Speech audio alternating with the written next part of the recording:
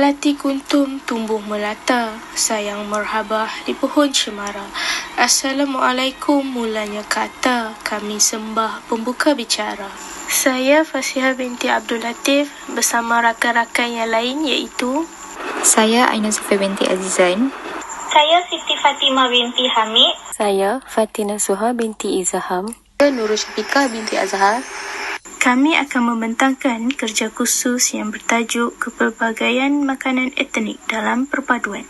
Tanpa melengahkan masa lagi, mari kita mulakan. Pengenalan Kepelbagaian etnik di Malaysia, sama ada secara langsung atau tidak langsung, telah memainkan peranan penting dalam hubungan etnik di Malaysia. Mereka saling berhubungan dengan menggunakan bahasa Melayu sebagai bahasa perantaraan dalam pertuturan harian sehingga membolehkan mereka bertutur secara fasih. Keadaan ini telah menunjukkan masyarakat Malaysia dapat hidup bersatu walaupun mempunyai bahasa, agama dan kepercayaan yang berbeza. Malaysia merupakan sebuah negara membangun yang istimewa kerana dihuni oleh masyarakat yang berbilang etnik.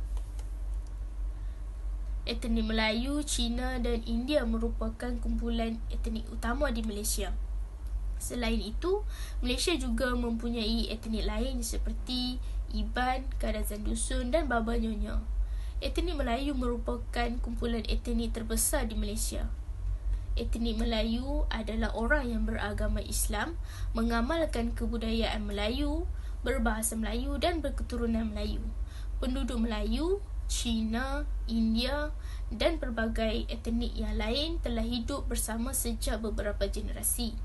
Oleh hal yang demikian, pelbagai budaya yang berbeza dari setiap etnik akan saling mempengaruhi dan seterusnya menghasilkan gabungan variasi Malaysia yang unik. Antara aspek yang menyumbang pada keunikan masyarakat Malaysia ialah kepelbagaian makanan yang mana dijadikan sebagai salah satu warisan etnik-etniknya. Aspek ini telah memberi ruang pada pembentukan kesepaduan sosial secara tidak langsung mencerminkan latar belakang kehidupan masyarakat Malaysia. Seperti yang kita sedia maklum, setiap kaum di Malaysia mempunyai sejarah tentang makanan tradisional kaum masing-masing.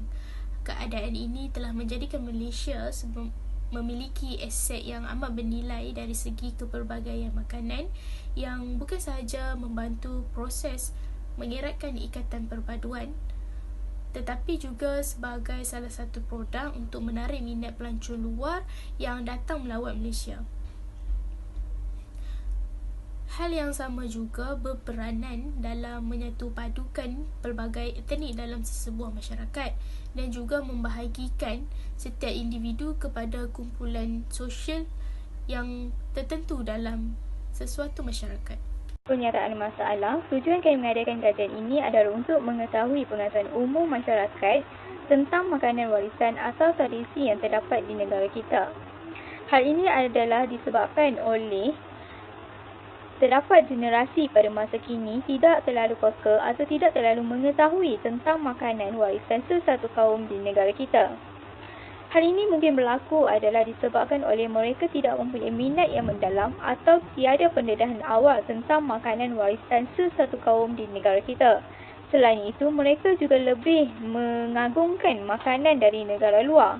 Menurut Prof. Madya Dr. Syarim Karim, iaitu pakar makanan warisan negara, beliau menyatakan bahawa makanan warisan kian hilang adalah disebabkan oleh sikap sesuatu masyarakat itu sendiri.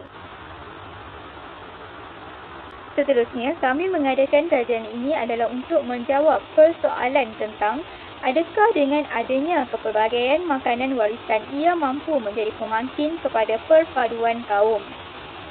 Hal ini disebabkan oleh rakyat di Semenanjung Malaysia, Sabah dan Sarawak masing-masing mempunyai makanan warisan tersendiri. Oleh itu, melalui makanan warisan, adakah ia dapat menyatupadukan masyarakat sesuatu kaum di negara kita biarpun ia terpisah oleh Laut Cina Selatan? Hal ini kerana makanan bersifat universal yang mampu menjadi penghubung kepada sesuatu kaum dan budaya. Objektif kajian. Secara khususnya, kajian ini bertujuan untuk mengenal pasti kesan kepelbagaian makanan etnik dalam perpaduan di kalangan masyarakat Malaysia. Manakala, objektif khusus bagi kajian ini ialah mengkaji kedudukan kepelbagaian makanan etnik setiap kaum pada masa kini. Kedua, mengenal pasti faktor-faktor keunikan kepelbagaian makanan etnik mampu memupuk perpaduan. Yang ketiga, menganalisis peranan masyarakat membentuk perpaduan melalui kepelbagaian makanan tersebut. Kajian literatur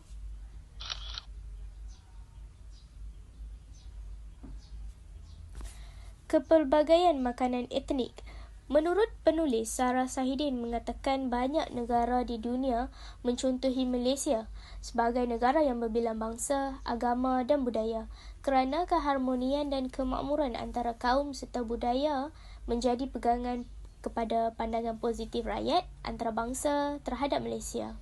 Apa itu makanan?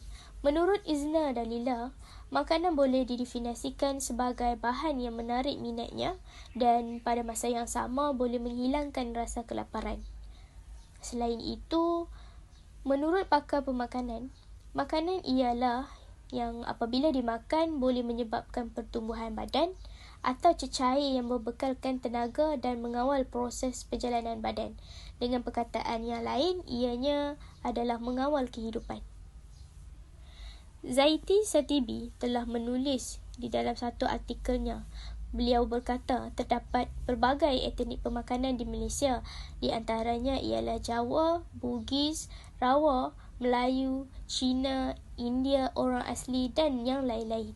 Masakan tradisi etnik tersebut juga secara tidak langsung menyimpan khazanahnya yang tersendiri. Kajian ini juga kami telah mengkaji konsep makanan halal dan haram bagi masyarakat Melayu. Seperti yang kita tahu, pada asasnya bagi masyarakat Melayu di Malaysia, persoalan halal haram dalam makanan dan pemakanan diambil kira dengan teliti. Dalam Islam, makanan dan pemakanan tertakluk kepada ketentuan syarak yang perlu menepati ciri-ciri halal, suci dan berkualiti. Perkataan halal adalah daripada kalimah Arab yang membawa maksud dibenarkan atau dibolehkan. Justeru, pemilihan makanan yang menepati hukum syarak dapat membantu pembinaan rohani dan jasmani yang baik.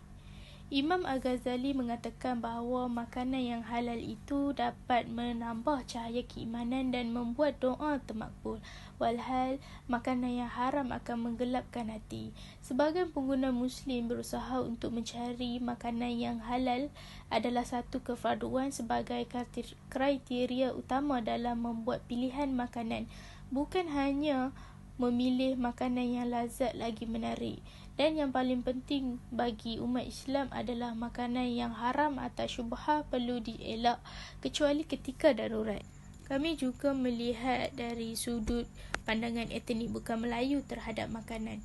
Setiap etnik mempunyai cara hidup masyarakat yang berbeza-beza. Masyarakat bukan Islam seperti masyarakat Buddha, Hindu dan lain juga memiliki konsep makanan halal yang berbeza.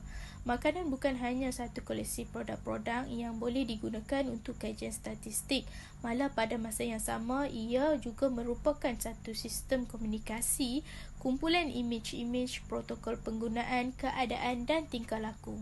Semasa dinasti Han ada diperkenalkan makanan baru yang boleh dimakan seperti anggur, alfalfa, buah delima, kacang dan lain-lain telah diperkenalkan di China sebelum merentasi barat. Sebagai contoh, bagi etnik India, terdapat kepelbagaian agama seperti Kristian, Hindu dan Buddha yang di mana mempunyai ciri-ciri halal terhadap makanan mereka sendiri. Bagi penganut agama Kristian, mereka tidak dibenarkan memakan khinzir. Dan ada juga tidak dibenarkan penggunaan alkohol, tembakau atau ubat-ubatan yang terlarang. Di samping itu, bagi agama Hindu, mereka pula dilarang memakan lembu kerana menganggap lembu itu adalah Tuhan mereka sendiri. Mereka juga mempercayai sesetengah makanan akan menyebabkan duka cita, kesengsaraan dan membawa penyakit. Bagi pengganut agama Buddha pula, sekeras-kerasnya melarang pengikutnya untuk makan daging binatang, hasil laut, burung dan kehidupan-kehidupan yang lain. Dalam agama ini, hanya mengesyorkan pengikutnya untuk makan sayur-sayuran berdaun, sayur-sayuran berbuah dan buah-buahan yang bersih dan suci. Kajian yang terakhir adalah tentang keunikan makanan di Malaysia. Konteks memupuk perpaduan dalam masyarakat merangkumi dari pelbagai aspek seperti adat resam, makanan, pantang larang dan cara kehidupan yang mempengaruhi persekitaran budaya bagi sesuatu kaum. Sektor pelancongan menyatakan bahawa Malaysia sebagai satu destinasi syurga makanan. Kepelbagaian makanan dan cara pemakanan sedikit sebanyak boleh menjadi simbol persahabatan dan keakraban dalam masyarakat pada masa kini. Selain itu, kita juga dapat melihat keunikan makanan melalui perayaan setiap etnik, di mana setiap perayaan disambut bersama dan menghidangkan makanan pelbagai etnik. Kita dapat menggerakkan sesuatu etnik di mana semakin dekat dalam perhubungan walaupun hanya sekadar beberapa inci. Semua ini terhasil daripada jalan awal yang menginginkan keharmonian dan perpaduan dalam negara. Dengan kepelbagaian makanan menyumbang kepada keunikan masyarakatnya, di mana kita mungkin menggemari makanan dari etnik lain. Dalam masa yang sama, memberi ruang kepada pembentukan kesepaduan sosial yang mencerminkan kehidupan masyarakat Malaysia yang pelbagai. Dan saya akan membentangkan metodologi kajian dalam bab 3. Pertama sekali, kajian ini melibatkan responden bagi kawasan di sekitar sebahagian utara iaitu di negeri Kedah, negeri Perak, negeri Perlis dan negeri Pulau Pinang. Seterusnya, metodologi kajian yang digunakan dalam kajian yang kami jalankan ini juga ialah sumber internet. Sebagai contoh, kami menggunakan Google Scholar dalam mendapatkan maklumat. Seterusnya, kami juga menggunakan metodologi kajian seperti pengedaran soal selidik kepada 200 orang responden daripada pelbagai kaum. Kaedah ini dapat memudahkan urusan kami dalam mendapatkan tindak balas daripada responden kami. Dan akhir sekali, kami juga menggunakan skala 5 peringkat dan kemahiran berfikir secara kreatif. Skala 5 peringkat tersebut meliputi skala 1 untuk skala sangat tidak bersetuju, manakala skala 2 untuk skala tidak setuju, manakala skala 3 bagi skala tidak pasti, dan skala 4 ialah skala bersetuju, dan akhir sekali skala 5 iaitu skala bagi sangat bersetuju. Dapatan kajian. Bab ini membincangkan secara terperinci berkenaan keputusan hasil daripada analisis data yang diperolehi hasil daripada maklum balas responden dalam Google Form. Dapatan ini dikhususkan kepada 3 bahagian iaitu bahagian A, B dan C. Hasil keputusan ini dipaparkan di dalam bentuk carta pie dan carta bar. Bahagian A iaitu 4.1 demografi responden.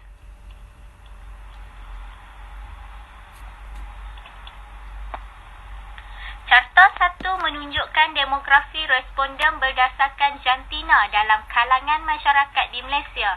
Daripada kaji selidik yang melibatkan 200 responden, walau bagaimanapun hanya 110 orang responden yang telah menjawab soal selidik ini. Seramai 62 orang responden adalah berjantina lelaki bersamaan dengan 43%. Sementara itu, bagi jantina perempuan adalah seramai 46 orang responden yang juga sebanyak 57%. Ini menunjukkan peratusan jantina perempuan lebih banyak dibandingkan jantina lelaki. Carta 2 menunjukkan demografi responden berdasarkan umur.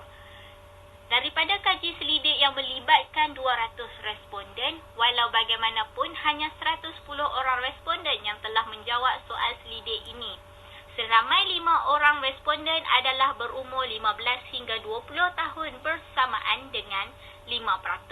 Sementara itu, bagi berumur 21 hingga 29 adalah seramai 87 orang responden yang berjumlah sebanyak 81%, manakala umur 30 ke atas pula adalah 81.3%. Responden berdasarkan umur ini menunjukkan umur 21 hingga 29 lebih banyak daripada yang berumur 15 hingga 20 dan 30 ke atas. Seterusnya, carta 3 menunjukkan demografi responden berdasarkan etnik. Demografi responden berdasarkan etnik terdiri daripada etnik Melayu, India, Cina dan lain-lain. Daripada kaji selidik yang melibatkan 200 responden, walau bagaimanapun hanya 110 orang responden yang menjawab soal selidik ini. Seramai 100 orang iaitu etnik Melayu bersamaan 93%, manakala etnik India seramai 5 orang bersamaan 5%, dan etnik bagi Cina pula 3 orang bersamaan 3%. Seterusnya, tiada orang responden dari etnik kategori lain-lain bersamaan tiada peratusan. Ini menunjukkan etnik Melayu lebih besar peratusan dibandingkan etnik India, Cina dan lain-lain. Seterusnya, carta 4 menunjukkan demografi responden berdasarkan status. Demografi responden berdasarkan status yang terdiri daripada 3 kategori iaitu bujang, berkahwin dan janda atau duda. Daripada kaji selidik yang melibatkan 200 responden, walau bagaimanapun hanya 110 orang responden yang telah menjawab soal selidik ini. Seramai 84 orang iaitu status bujang bersamaan 78%, manakala status berkahwin pula seramai 20 orang bersamaan 19%, dan responden dari status janda atau duda pula mewakili 4 orang bersamaan 3.7%. Peratusan bagi status bujang lebih besar daripada berkahwin dan janda atau duda. Carta 5 iaitu demografi responden berdasarkan pendapatan isi rumah. Demografi responden berdasarkan pendapatan isi rumah terdiri daripada B40 bawah 4,000, M40 bawah 9,000, T20 atas 9,000 dan lain-lain bagi tiada pendapatan. Bagi golongan B40 bawah 4,000, seramai 66 orang bersamaan 61.1%. Bagi golongan M40 bawah 9,000 pula seramai 15 orang bersamaan 13.9%. Seterusnya, golongan T20 atas 9,000 pula seorang iaitu 0.9%. Manakala, golongan yang terakhir pula mewakili lain-lain bagi tiada pendapatan seramai 26 orang bersamaan 24.1%. Ini menunjukkan pendapatan isi rumah bagi golongan B40 bawah 4,000 lebih besar dibandingkan M40 bawah 9,000, T20 atas 9,000 dan lain-lain bagi tiada pendapatan. Bagi demografi yang terakhir iaitu carta 6 menunjukkan demografi responden berdasarkan penempatan zon utara. Demografi responden berdasarkan penempatan zon utara terdiri daripada negeri Perlis, Kedah, Pulau Pinang dan Perak. Bagi negeri Perlis, seramai 9 orang bersamaan 8.4%, manakala bagi negeri Kedah pula seramai 46 orang bersamaan 43%. Seterusnya, bagi negeri Pulau Pinang pula seramai 20 orang bersamaan 19%, bagi negeri Perak pula seramai 32 orang bersamaan 29.9%. Ini menunjukkan demografi responden berdasarkan penempatan zon utara bagi negeri Kedah lebih besar dibandingkan negeri Perlis, Pulau Pinang dan Perak. Seterusnya ialah bahagian B iaitu soalan berdasarkan skala 5 mata yang terdiri daripada sangat setuju, setuju, tidak pasti, tidak setuju dan sangat tidak setuju mengenai kepelbagaian makanan etnik dalam perpaduan. Soalan pertama yang disoal kepada responden ialah saya tidak mempunyai tanggapan lazim negatif atau negatif stereotip terhadap cara pemakanan etnik lain. Daripada kaji selidik soalan ini, hanya 3 orang responden yang menjawab sangat tidak setuju. 5 orang responden telah menjawab tidak setuju, 26 orang responden telah menjawab tidak pasti dan 41 orang responden telah menjawab setuju. Bagi yang sangat setuju pula iaitu 32 orang responden. Purata di mana kebanyakan responden mewakili setuju iaitu tidak mempunyai tanggapan lazim negatif atau negatif stereotip terhadap cara pemakanan etnik lain. Soalan kedua yang disoal kepada responden ialah saya lebih suka makan makanan etnik sendiri. Bagi soalan ini, 6 orang responden telah menjawab sangat tidak setuju, manakala 19 orang responden telah menjawab tidak setuju, 17 orang responden telah menjawab tidak pasti, 26 orang responden telah menjawab setuju dan 39 orang responden telah menjawab sangat setuju. Purata bagi kenyataan ini menunjukkan di mana kebanyakan responden sangat setuju yang mewakili suka makan makanan etnik sendiri. Soalan ketiga yang disoal kepada responden ialah saya pernah mencuba makanan etnik lain dan menyukai makanan tersebut. Bagi soalan ini, 3 orang responden telah menjawab sangat tidak setuju, 7 orang responden telah menjawab tidak setuju, 19 orang responden menjawab tidak pasti dan 58 responden telah menjawab setuju. Manakala 20 orang responden telah menjawab sangat setuju. Purata di mana kebanyakan responden setuju pernah mencuba makanan etnik lain dan menyukai makanan tersebut. Seterusnya, soalan keempat yang disoal kepada responden ialah saya menghormati jenis-jenis makanan etnik lain dan mendapati setiap jenis makanan etnik mempunyai keunikan sendiri.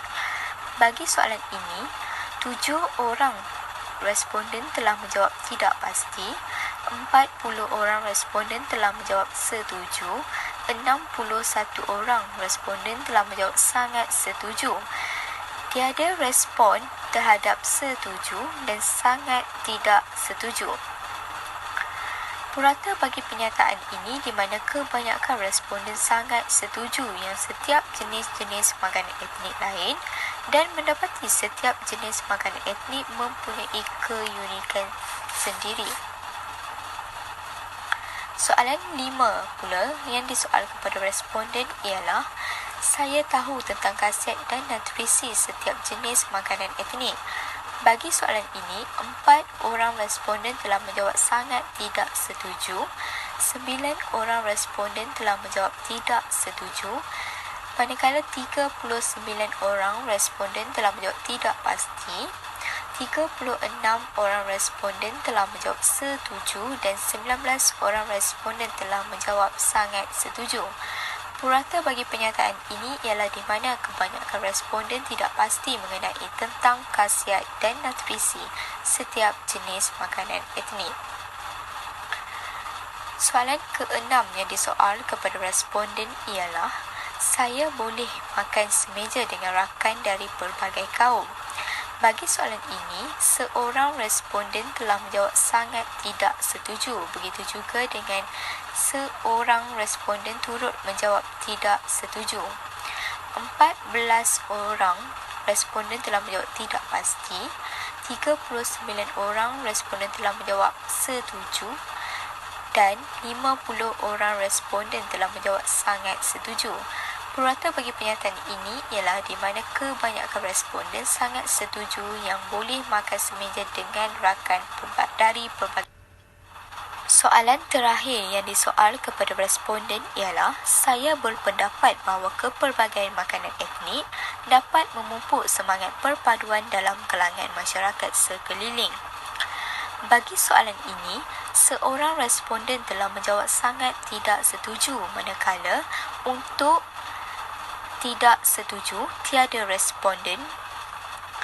7 orang responden telah menjawab tidak pasti, 38 orang responden telah menjawab setuju dan 60 orang responden telah menjawab sangat setuju.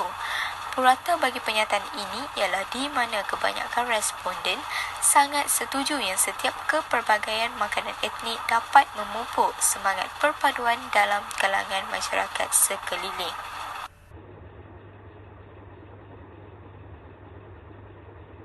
Seterusnya ialah bahagian C, iaitu soalan KBKK mengenai kepelbagaian makanan etnik dalam perpaduan.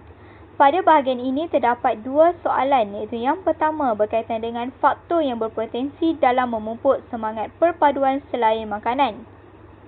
Terdapat 4 faktor, iaitu pakaian, tulisan jawi atau pendidikan, perayaan atau konsep satu Malaysia. Daripada kajian selidik melibatkan 200 responden, walau bagaimanapun hanya 108 responden yang menjawab kaji selidik ini. Bagi soalan ini, responden yang berpendapat pakaian berpotensi dalam memupuk semangat perpaduan dalam masyarakat ialah seramai 10 orang responden bersamaan 9.3%. Ada juga berpendapat bahawa tulisan atau pendidikan berpotensi dalam memupuk semangat perpaduan dalam masyarakat, iaitu seramai 6 orang responden bersamaan 6%. Manakala ada juga responden yang berpendapat bahawa perayaan berpotensi dalam memupuk semangat perpaduan dalam masyarakat, ialah seramai 59 orang responden bersamaan 55.1%. Bagi konsep satu Malaysia pula, ialah seramai 32 orang responden bersamaan 29.9%. Ini menunjukkan keempat-empat faktor juga berpotensi dalam memupuk semangat perpaduan dalam masyarakat. Faktor perayaan telah menunjukkan kebanyakan responden berpendapat adalah faktor terbesar dalam memupuk semangat perpaduan dalam masyarakat. Soalan kedua iaitu berkaitan dengan usaha mengukuhkan perpaduan dalam masyarakat. Terdapat 4 usaha yang telah dikemukakan. Yang pertama ialah melakukan aktiviti kemasyarakatan. Yang kedua ialah dengan menghadiri program-program bual bicara. Yang ketiga ialah kenduri atau menziarahi jiran tetangga. Dan yang keempat ialah peranan media massa. Dalam kaji selidik ini melibatkan 200 responden, walau bagaimanapun hanya 109 responden telah menjawab kaji selidik ini. Responden telah berpendapat bahawa usaha yang boleh dilaksanakan oleh individu, masyarakat, negara atau pihak yang berkenaan bagi mengukuhkan perpaduan dalam masyarakat sekarang, iaitu dengan melakukan aktiviti kemasyarakatan, ialah seramai 67 orang responden bersamaan 62%. Manakala responden yang berpendapat bahawa menghadiri program-program bual bicara ialah seramai 4 orang responden bersamaan 3.7%. Bagi responden yang berpendapat kenduri atau menziarahi jiran tetangga, iaitu seramai 15 orang responden bersamaan 13.9%. Seterusnya, 22 orang responden telah berpendapat bahawa peranan media massa juga antara usaha bagi mengukuhkan perpaduan dalam masyarakat sekarang. Ini menunjukkan kesemua usaha boleh dilaksanakan oleh individu, masyarakat, negara atau pihak yang berkenaan bagi mengukuhkan perpaduan dalam masyarakat sekarang. Okey, yang terakhir ialah bahagian kesimpulan. Okey, apa yang dapat saya lihat dalam kajian ini ialah kepelbagaian makanan dalam kalangan masyarakat Malaysia banyak menyumbang kepada arah perpaduan kaum di Malaysia, meskipun masih ada lagi segelintir masyarakat yang berpandangan negatif terhadap makanan etnik di Malaysia. Dan yang kedua, kepelbagaian makanan etnik masih lagi wujud dalam kalangan masyarakat di Malaysia, meskipun ada segelintir masyarakat yang tidak mengetahui tentang makanan etnik budaya lain. Dan yang ketiga, kepelbagaian makanan mewujudkan perpaduan antara masyarakat. Seterusnya, peranan masyarakat dalam memupuk perpaduan melalui makanan adalah sangat penting, kerana dari situ semangat antara rakyat dapat dipupuk dan disemai. Dan yang terakhir adalah makanan etnik dapat mengeratkan hubungan antara kaum. Okey, kesimpulannya, sebagai rakyat Malaysia, kita harus saling menghormati antara satu sama lain. Kita juga harus menerima dengan hati yang terbuka serta berfikiran positif tentang budaya dan adat setiap kaum atau etnik, lagi mana tidak bercanggah dengan undang-undang dan hukum bagi sesuatu agama. Hal ini kerana kedamaian dan ketenteraman negara bermula daripada sikap rakyat itu sendiri. Makanan etnik mampu mengeratkan hubungan antara kaum di Malaysia serta turut mendapat tindak balas yang baik daripada setiap kaum. Negara juga akan lebih makmur, aman, maju dan tenteram kerana masyarakat saling hidup bersatu padu antara satu sama lain. Sekian, terima kasih. Demikianlah pembentangan kami terhadap kepelbagaian makanan etnik dalam perpaduan. Dengan itu, benarlah dengan adanya kepelbagaian makanan etnik dapat membentuk dan menyatupadukan masyarakat walaupun mempunyai bahasa, agama dan kepercayaan yang berbeza. Sebelum mengundur diri, terimalah serangkap pantun daripada kami. Dari Irian Burung Cendrawasih, kayu jati dibuat kursi. Cukup sekian dan terima kasih. Kami akhiri pembentangan ini.